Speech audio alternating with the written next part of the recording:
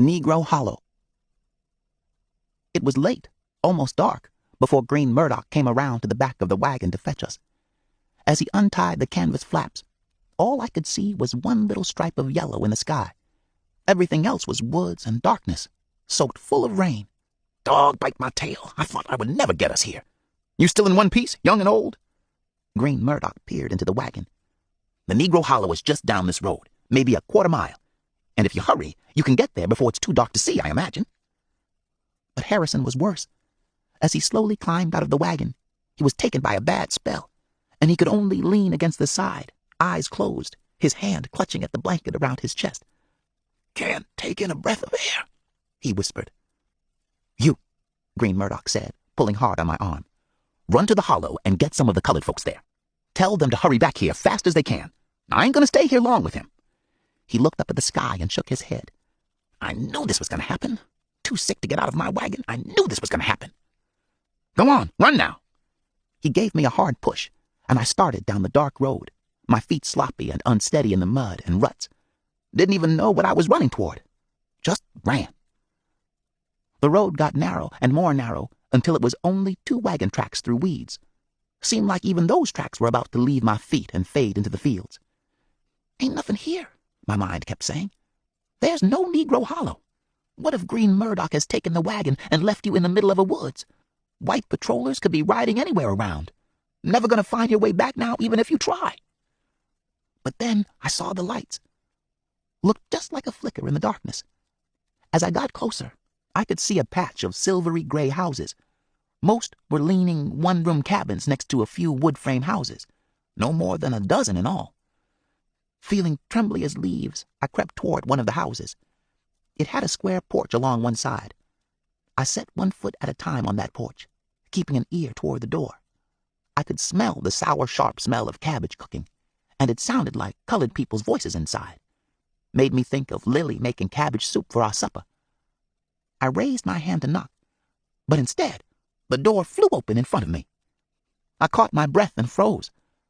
A colored woman, the size of Miss Catherine, maybe larger, filled the whole doorway in front of me. Her skin was pure black, the blackest skin I had ever seen, black as an iron kettle. Holding a skillet in one hand, she stared down at me, eyes snapping. "I saw you from the window. Why are you creeping round my house? You looking to take something that don't belong to you?" She raised the skillet as if to bring it right down on my head. "You looking to make mischief with all I own in this world? Answer me straight now, child." My feet stayed stuck where they were, like they were nailed to the porch, and nothing but a small whisper came out of my mouth. "Green Murdoch, he told me to come here. Harrison's got a bad fever. He said to come here."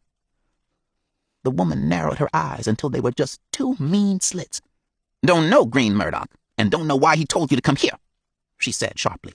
"Get off my porch, and don't you come calling round here again. I don't take care of no poor colored folk." The door slammed shut, and there was the sound of heavy footsteps walking away. The tears that I had been holding back came spilling out faster than I could stop them. Whole rivers of tears. Then I heard a window opening near me. There was the scraping sound of someone nearby pushing up a window frame, slow and careful-like. It whispered through my mind that maybe the woman was going to aim the skillet at my head.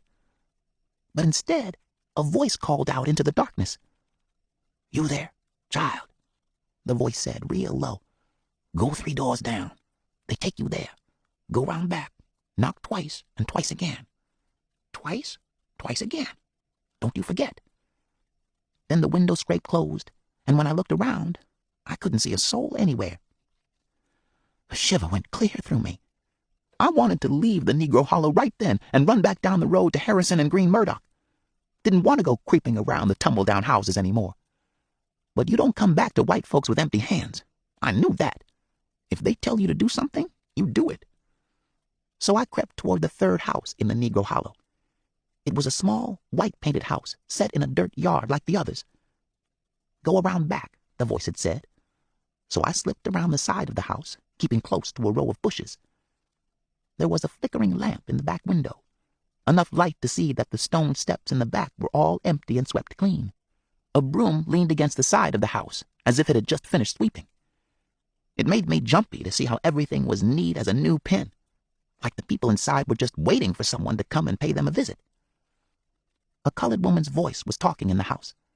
A man's voice answered now and again, only I couldn't tell what they were saying except for a word or two. I put one foot on the stone steps. On the other side of the door, I could hear the sound of dishes being clattered together.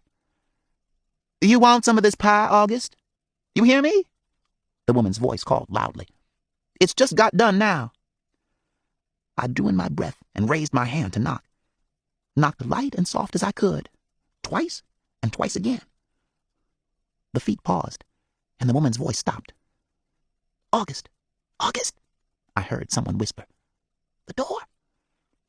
There was the sound of quick footsteps moving back and forth as if they were running across the floor.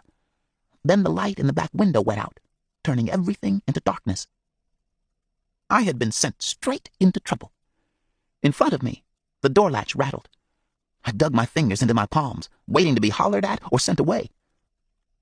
"Why you come knocking here?" a low voice said as the door creaked open. The skin on my neck prickled. Past the door, I could see nothing but darkness. The smell of snuffed-out candles drifted out. "Tell us," the man's voice said, louder this time. "Tell us why you knocked, or you won't be setting one foot inside this house." I couldn't think of a word to say. Just like the candles, all my words were snuffed out and gone. A woman's voice jumped from another part of the shadows. "It's a child, August. A colored boy. You don't need to go scaring the life out of a poor child." A chair scraped behind the door. "Now, how am I supposed to see some child standing on the steps if I'm sitting behind the door, Belle?" "Well, that's who it is. I can see him standing in the doorway plain as day. You gonna bring him in, August, or just leave him standing in the dark?" "I told him to come in," the man's voice kept on. "No, you didn't." I shifted from one foot to the other, thinking about running off. "Yes'm, I did." "No, you did not." The man behind the door heaved a loud sigh, and before I could turn on my heels and run, he came through the doorway, took a hold of my arm, and pulled me into the house. "That child be standing right now in the middle of your kitchen, Belle," the man said, closing the door with a hard push. "And I sure hope he's a colored child, otherwise—" He paused and chuckled. "We're gonna have to peel and pickle him for our supper." "August," the woman said sharply. The man kept on chuckling. "You gonna light your lamp, Belle, so I don't fall over and shoot him with this pistol I'm holding?" My heart jumped. A woman's dress rustled in the darkness. "Lord, I don't know why you talk that way and why you fool with that old gun, August. You're gonna kill somebody yet."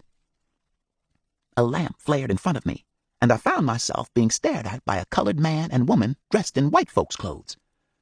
The woman had on a fancy green checked dress and a small white bonnet over her hair. The man was wearing a good brown cloth coat and trousers. They were both tall and strong-looking. If they hadn't been wearing white folks' clothes, they would have looked just like the field hands that Master Hackler hired every year. Only none of his field hands would ever be caught dead in those fancy clothes. He would work them until there were no bones left for fine clothes. "How you?" The man leaned closer, giving me a squint look. "You can't ask a child questions pointing a gun at him." The woman flapped one hand in the air. "Go on and put that gun away, August." "See, child," the man said, turning the flintlock pistol in his hands. "She's worrying about something as old as George Washington himself. Only thing I keep it for is making sure it's always colored folks giving the signal and no white folks sneaking around trying to catch us. August." "Yes'm." Walking over, August stuck the nose of the pistol in a clay pot beside the door. "There," he said, straightening up. "Don't know why you all the time fretting about a gun that ain't hit a thing in years, Belle." The woman called Belle shook her head. "You nothing but trouble." The colored man grinned. "Uh-huh, that's me." He nodded his head in my direction. "You gonna get the boy something to eat? He sure looks like he could use something on them skinny bones." "I imagine so," she said. I looked down at my feet, not knowing what to say about Harrison and going back to the wagon where he was waiting. Belle stepped closer and gave me a curious look. "You think he run off all by his own self, or other folks coming behind him?" August shrugged his shoulders. "All I know is I threw down that whole pipe of tobacco I was smoking when he knocked on the door," he said, "and I'm going to find it before any more folks start pouring in." As August walked away, I tried to say how I had run off from Master Hackler with Harrison, and how he had been taken sick with a fever and was waiting by Green Murdoch's wagon on the road to the Negro Hollow, and how we needed to hurry down the road to get him. But nothing I said seemed to make a bit of sense to them. "Speak up, child," Belle said. "Who's Harrison? Someone else out there?" August's eye shot a quick look at the closed door. "You saying there's two black folks hiding outside? Green Murdoch and Harrison? Or they inside a peddler's wagon? Which one is it?" he asked. "They both sick with a fever?" But I hadn't even opened my mouth to answer when the door smacked open and Harrison himself stood there in the doorway, leaning on his walking stick with both hands. "You all right, Samuel?" he said in a trembling, far-off kind of voice. "You was gone, and you didn't come back. I told that peddler to just go on with his wagon and leave us be, and I came looking. Didn't know what else to do. Looked everywhere in the hollow trying to find you." Harrison's fever-bright eyes turned to stare at the man and woman standing behind me. "My name's Harrison. Who you?" he said sharp. "August Henry." The colored man stepped forward and reached out his hand toward Harrison, but Harrison didn't move or raise his hand, just stayed where he was, so the man's hand stayed stuck in the air until he put it back down.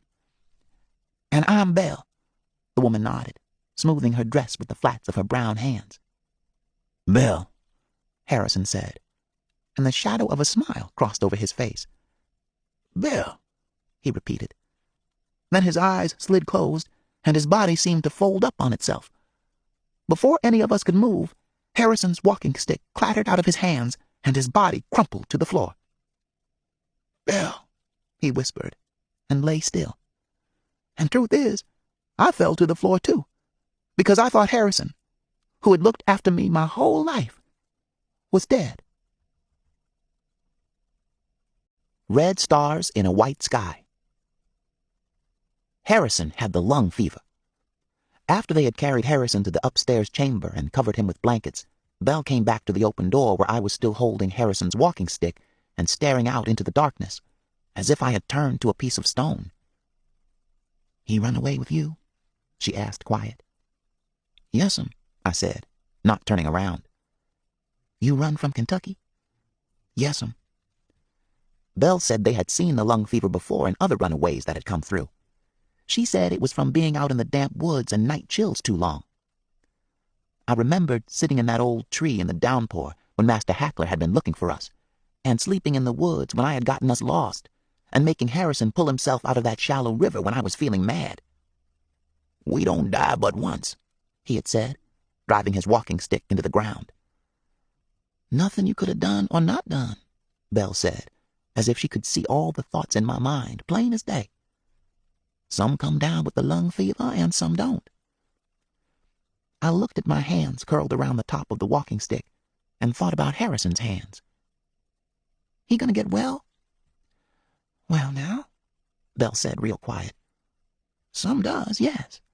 But your friend's got the fever awful bad, worse than we've seen in a long while, and me and August, we seen a lot." I knew by the way her voice trailed away and she cast her eyes down that she meant Harrison's fever was bad, bad, bad. That I shouldn't be expecting anything good to happen. But somewhere inside me I did. I know I did, because my eyes were as dry as salt, dry as bones. You don't cry unless someone is dying or dead. Belle wiped her hands on her apron and told me she was going to mix up some brandy and egg for Harrison. "Why don't you close that door and come help me, Samuel?" she said, trying to make her voice sound nice and pleasant. "That is your name, right, Samuel? No use standing there." She reached over and pushed the door closed, looking out into the darkness like that. "You ever hear of brandy and egg for fevers where you come from?" Belle moved toward the kitchen table. "No'm," I said, thinking about Lily's fence grass tea. That's what she always made for fevers. She would put fence grass and water to boil over the fire, and she would stand there, stirring and tasting, until her whole cabin smelled sharp and green as the outdoors after a hard rain. Brandy and eggs my mama's old remedy. She was a slave in Maryland, and one day her master just set her free. Belle reached into a basket of eggs on the table, pulled out two, and cracked them on the side of the bowl. "He said, 'Eliza, you free.' Just like that." The yolks slid into the bowl, and Belle poured in brandy from a stoneware jug. I was born a free person, and my brothers and sisters all free too. Imagine that. We just about the luckiest folks in the world, I suppose. Seemed strange to hear a colored person saying they were free. I had never heard of any black folks who called themselves free before. Not on Master Hackler's farm. Only person who was almost free, I figured, was the colored blacksmith who could come and go from farm to farm and who was allowed to read. Belle stirred the bowl fast, sending yolk and brandy flying. My mama, she's still living in Philadelphia, where she went after they set her free. She's about the same years old as the man with you. There. Belle lifted the spoon to her lips and took a taste. I put all my faith in her doctoring. If the brandy and egg don't do what it's supposed to do, then the Lord has other plans. That's what she would say. You can't fool the Lord. But that's exactly what we tried to do. Me and Belle, and sometimes August, sat beside Harrison, spooning brandy and egg into his mouth and pressing cold cloths on his skin, hour after hour. Another little while or so, we're going to get his fever starting down, Belle would say, giving August a look. Don't you worry, Samuel. But Harrison's brown skin stayed hot and dry as sun-baked field dirt, and the water trailed off him, fast as we put it on. Tell me about Harrison and the place you run away from, Belle would say. She would try to cover up the uneven and trembling sound of Harrison's breathing with question after question. Was Harrison the one who raised you, from the time you was a baby? What work did he do on your master's farm? How many slaves did your master keep? What did your master grow in his fields? Corn? Tobacco? Is the corn as tall here in Ohio as it was in Kentucky? Mostly I only answered yes'm or no'm and kept my eyes on the quilt that covered up Harrison. The quilt had red stars in a white sky. You like how fine and bright them stars look? Belle would say as she smoothed her hand on the top of the quilt. I cut and pieced those stars my own self. Took forever. On every one of the stars I wished things, foolish things. I would look at the center of those stars until I could see nothing but color in front of my eyes, like staring straight into the afternoon sun, and then I would make my wish. I wished to be back at Master Hackler's farm, living just the same as always with Harrison and Lily. I wished for Harrison to open his eyes and holler, "Let's get 'em moving, Samuel." I wished for Lily to run away and find us in the Negro Hollow. When I was quiet for too long, Belle would tell me, "If you don't feel like talking, Samuel, that's all right. But my mama always said that silence invites the eternal rest. Know what I'm saying? So I'm going to fill up the air with words." And then she would start into a long story about her family, or August's family, or old times. In between, she tried to get me to talk about going on to Canada. "What is the first thing you're going to do when you get up there to freedom, Samuel?" she would ask as she wrung out another cloth for Harrison's forehead. "You thinking about how it will be up there in Canada? What it'll be like to be free your whole life?" I tried to think about freedom, but the only thing I could see in my mind was a big, empty field. And the free people wandering around in that field were holding nothing in their hands. If you were free of everything, what did you have left? That's what I kept on thinking. Freedom was just like being given a cornfield in winter, with everything green pulled up and taken away. Even my mama was nothing but a shadow in that field. Only thing I could see was a far-off wagon with her sitting inside it, the same as Lily said she looked like when she left. "Don't you want to be free?" Belle would ask, giving me a strange look. "Don't you want to get away from your mean master for good?" "Yes'm," I nodded, trying to be polite. Belle said that I would get up to Canada and I would be free to work the same as August worked every day, and I would get paid money for my hard work. August worked on something called the cars. Not carts, he said. Cars. Every morning before sunup, he walked to the white town of Hillsboro with 2 other colored men from the Hollow. Sometimes I watched him leave, but it always seemed strange to me that no white folks followed behind him. He just puffed on his pipe, swung his lantern back and forth, and walked into the morning darkness. No white folks around at all. One evening, August took me to see the cars he worked on. Harrison was restless, and Belle said I needed to look at something besides his suffering day after day. "You've been sitting by his bed day and night for almost a week now," she said. "Go on with August and look at something else." So we cut through a wheat field that August said divided the hollow from the start of the town of Hillsboro. It was getting dark, and August said we would have to hurry back. As we came out of a small woods, I heard a low rumble. Sounded like far-off thunder, although there were no clouds above our heads at all. The only thing in the sky was the setting sun. As I looked up, a shiver went through me. How could thunder come from an empty sky? The rumble grew louder. My eyes darted back toward the woods we just walked through. "You hear something?" I said to August, trying to keep my voice as calm as water. But August just leaned his head back and laughed. "You never heard the sound of an iron horse before?" he chuckled. "You in for a real surprise." My heart pounded. Lily used to say that the devil thundered through the sky at night on his big horse, looking for people's souls to steal away. "Just like that," she would snap her fingers. "You do something bad, you sitting on the devil's horse. Gone." "There," August said. "Look." I pulled in all my breath. Coming across the field in front of us was an enormous black cook stove, big as a house. Black smoke poured from its wide chimney. Parts and wheels on the side of the cook stove moved without any hands touching them, and a loud bell clanged back and forth by itself. August shouted to be heard over the thunder. "Nothing to be scared of, right? Ain't this something to see?" Behind the stove came a whole line of houses and sheds flying on wheels. August pointed and hollered that those were the cars he loaded every day.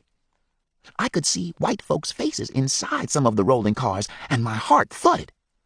What would happen to those poor people? What had they done wrong? And then the iron horse was gone. Around us, the fields grew silent. August swatted at a cloud of white flies and squinted over at me. "You scared by that?" He grinned and smacked his big hand on my shoulder. "You scared, I can tell." He waved at the place where the horse had been. "Nothing but a railroad. Same as riding in a wagon, only it runs with smoke and fire instead of horses." Never heard of those kinds of wagons before. I tried to conjure up a picture of what kind of person would be foolish enough to ride in a wagon that ran on fire. Cassius Hackler, maybe. He took the horses sometimes and rode them near to death. August paused and looked at me. "Runaways? They hide on the cars all the time and take them north. After I sneak you into Hillsboro at night and slip you onto one of them railroad cars, you gonna be free and clear in no time. Can't travel no faster than that." I stared at August. "You saying me and Harrison gonna ride that way?" "Well, now," August said. He stooped over and pulled up a field grass stem. "Might be. Could be." He stuck the grass stem in his mouth and chewed slowly. "Or might be you're gonna have to go by your own self first. Might be we can send Harrison by the cars later. How about that?" "Ain't going north without Harrison," I said over my shoulder. I started back toward the hollow, as if August might be thinking of putting me on the railroad right then. "He gets well, we gonna keep walking to Canada. We got things all figured out." But when we got back to the house, Belle was waiting for us at the door. She had a melted down candle in her hand, and curls of brown hair stuck out from under her white cap. "Harrison's been out of his senses," she said in a tight voice. "I didn't know when you were coming back, and he's been going on and on something terrible." I flew past August and Belle up the small stairs. Harrison was lying in the bed, but his hands twisted and untwisted the quilt that covered him, as if he was trying to wring the stars right out of it. "Bet you," he said, his eyes staring strange at me, as if he didn't know who I was. Running his tongue across his lips, which were split from fever, he whispered something. I leaned closer. "What, Harrison?" "Where's Belle?" he said slowly, looking around. Belle and August were standing in the doorway, but Belle shook her head. "Don't matter what you tell him, he's not asking for me. He's wanting to talk to somebody else named Belle." "Belle and August Henry is taking care of you," I tried to tell Harrison. "You've been sick with the lung fever." But he just glared at me. "I ain't sick," he snapped. "I'm asking for Belle, you hear? Now you tell me where Belle's gone to. Where are they taking her?" I tried to remember all the gone folks that Lily used to talk about when we were working. Her children, and the field hands that came through, and the slaves that used to work for old Master Hackler. I thought about the stones and markers in the little Negro burying ground, and Lily pointing to each one and telling me who was who. But I didn't remember anyone being called Belle. "I don't know nobody named Belle," I told him. "Who you talking about?" Harrison's eyes darted nervously around the room. "My wife, Belle." he whispered. We run away and was caught a few days ago. Ain't you heard? Me and Belle and the baby was caught in the hayloft when the baby started up crying. I remembered how Harrison had talked about being caught in a hayloft when we were hiding in the woods. He had gone out of his senses when I had gotten us lost, and he started worrying about being caught. Had he talked about a woman named Belle then, too? Harrison reached over and curled his fingers around my shirt sleeve. Where'd they go and take Belle? Tell me, child. He stared at me wild-eyed. Tell me where they took her and the baby. There now, you got to settle down, Belle Henry said, coming over and pushing Harrison's shoulders back to the pillow. Who's the baby you talking about? What's her name? Harrison leaned back against the pillow and closed his eyes. Hannah, he breathed. My baby girl's name is Hannah. I felt myself spinning and falling through a red star sky.